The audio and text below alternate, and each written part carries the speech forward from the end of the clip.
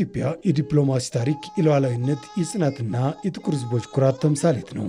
የጉዞ በዋናነት የሚመነጨው ከ130 ዓመት በፊት በአድዋ ተራሮች ከተመዘገበው ደማቅ ድል ነው። አድዋ የጦር ሜዳ ድል ብቻ ሳይሆን ኢትዮጵያ በዓለም አቀፍ መድረክ ያላትን ዲፕሎማሲያዊ ተሰሚነት የለወጠ ታላቅ ክስተት ነው።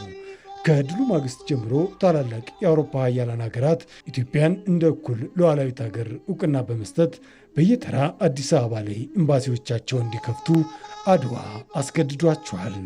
ይህ የአድዋ ድል መንፈስ በ20ኛው ክፍለ ዘመን አጋማሽ ላይ ወደ ላቀ ዓለም አቀፋዊ ሚና ተሸጋግሯል። ኢትዮጵያ በተባበሩት መንግስታት ድርጅት አባል በመሆን የመጀመሪያዋ አፍሪካዊት ሀገር እንድትሆን አድዋ አስገድዷል።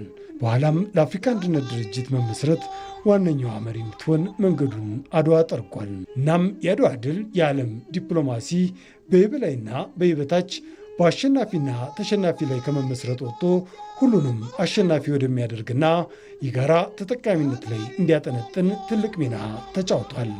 አሁን ኢትዮጵያ እየተከተለችው ያለው ሁሉን አሸናፊ የሚያደርገው ዲፕሎማሲ ምንጩ አድዋ ነው። ለአፍሪካም የተረፈ ጸጋ። ራሳችን አስበን እናንተ የበላይ አይደላችሁ እኛም የበታች አይደለንም፣ ሰው እኩል ነው የሚለውን መንፈስ የሚለውን እሴት እንደገና በዓለም ላይ እንዲሰፍን ያደረገ ትልቅ ድል ነው። አፍሪካን ሊበሬሽን እና ናሽናል ሊበሬሽን ሙቭመንት እነዚህ ሁሉ ኢትዮጵያን እንደ ተምሳሌት እየወሰዱ ሰንደቅ ዓላማዋንም እንደ አርማቸው እያደረጉ የአርነት እንቅስቃሴያቸውን ቀጠሉ።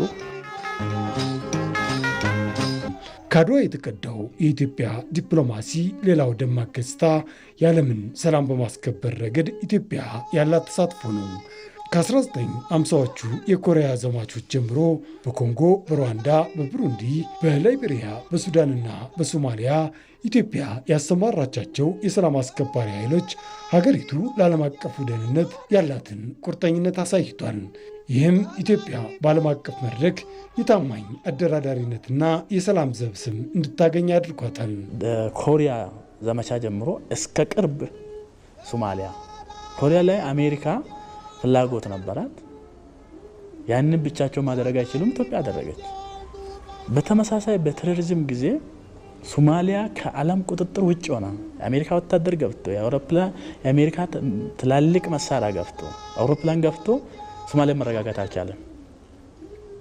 የኢትዮጵያ ወታደር ገብቶ ነው ያረጋጋው። ስለዚህ የኢትዮጵያ ወታደራዊና የደህንነት ልምድ ሌቨሬጅ ነው። ከዓለም ብዙ ነገር ማምጣት ይችላል። ዛሬ ይሄው ዲፕሎማሲያዊ ልዕልና መልኩን ቀይሮ ወደ አዲስ የጂኦፖለቲካ ምዕራፍ ተሸጋግሯል። ኢትዮጵያ በቅርቡ የብሪክስ አባል መሆኗ ሀገሪቱ በዓለም አቀፉ የኃይል አሰላለፍ ውስጥ ያላትን ስልታዊ አስፈላጊነት ዳግም ያረጋገጠ ሁነት ነው። ከዚህ በተጨማሪም ኢትዮጵያ በምስራቅ አፍሪካ ቀጠና ያላት ተጽዕኖ ወደ ኢኮኖሚያዊ ትስስር እያደገ ነው። የታላቁ የኢትዮጵያ ህዳሴ ግድብ ግንባታና የባህር በር አማራጮችን ለማስፋት የሚደረጉ ጥረቶች ሀገሪቱ በቀጠናው ያላትን የኢኮኖሚ ሞተርነት ሚና የሚያጠናክሩ ናቸው። ምንም እንኳን ረዥም እጆች ቀጠናዊ ውጥረቶችን ቢፈጥሩም የኢትዮጵያ ዲፕሎማሲያዊ አካሄድ ግን የጋራ ተጠቃሚነትንና የባለብዙ ወገን ትብብርን ማዕከል አድርጎ ቀጥሏል።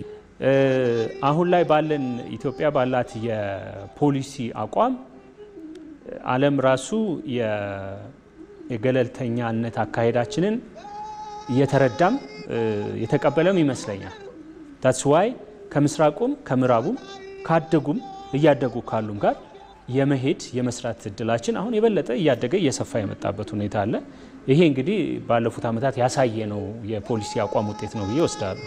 በአጠቃላይ የኢትዮጵያ ዲፕሎማሲ ከአድዋ የወረሰውን የነፃነትና የክብር አርማነት ከሰላም አስከባሪነት ሚናዋና አሁን ካለው የብሪክስ አባልነት ጋር በማቀናጀት አዲስ የታሪክ ምዕራፍ እየጻፈ ይገኛል። የጉዞ ኢትዮጵያ በአህጉሪቱና በዓለም አቀፍ መድረክ ያላትን የጥቁር ሕዝቦች ተስፋ የመሆን ሚናዋን ወደ ተጨባጭ ፖለቲካዊና ኢኮኖሚያዊ በላይነት ለመቀየር የሚደረግ ጥረት ማሳያ ተደርጎ ይወሰዳል።